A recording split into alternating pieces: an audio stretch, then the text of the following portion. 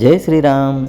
ఈరోజు మా రాజమహేంద్రవరంలోని పాత సోమాలమ్మ గుడికి వచ్చామన్నమాట. మేము అమ్మవారిని దర్శించుకోవడానికి.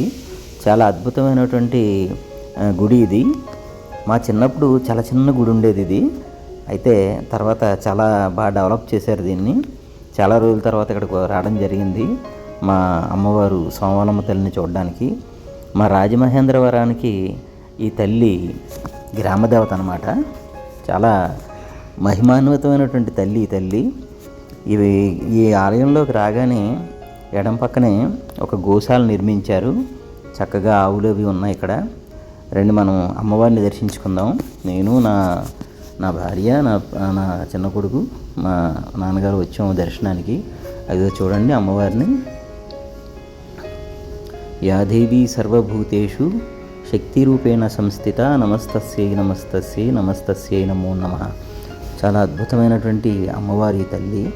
మా రాజమండ్రికి ఒక రకంగా ఇలవేలుపు అనమాట. ఇది మా రాజమండ్రికి ఆర్టీసీ కాంప్లెక్స్ ఉంది కదా, ఆర్టీసీ కాంప్లెక్స్కి చాలా దగ్గరలో ఉందన్నమాట ఈ దేవాలయం.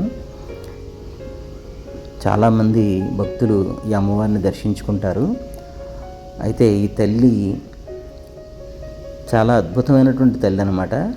మనసులో మనకు ఏదైనా కోరికలున్నా, ఏదైనా పనులు మనకు కావాలనుకున్నా, జరగాలనుకున్నా ఈ తల్లిని మనం కోరుకుంటే తప్పకుండా నెరవేరుతాయని ప్రగాఢమైనటువంటి విశ్వాసం ఉంది మా రాజమండ్రిలో ఉన్న ప్రజలందరికీ కూడా. ఈ తల్లి కోరికలు తీర్చేటటువంటి తల్లి. అలాగే ప్రయాణాల్లో, మన ఆపదల్లో కూడా ఆ తల్లి ఎప్పటికప్పుడు రక్షిస్తూ ఉంటుందన్నమాట. నాకైతే చాలా నమ్మకం ఈ తల్లి. ఎప్పుడు ప్రయాణం చేసినా, ఎప్పుడు ప్రయాణానికి మనం ఇదైనా కానీ తప్పకుండా ఈ తల్లిని దర్శించుకుంటాం.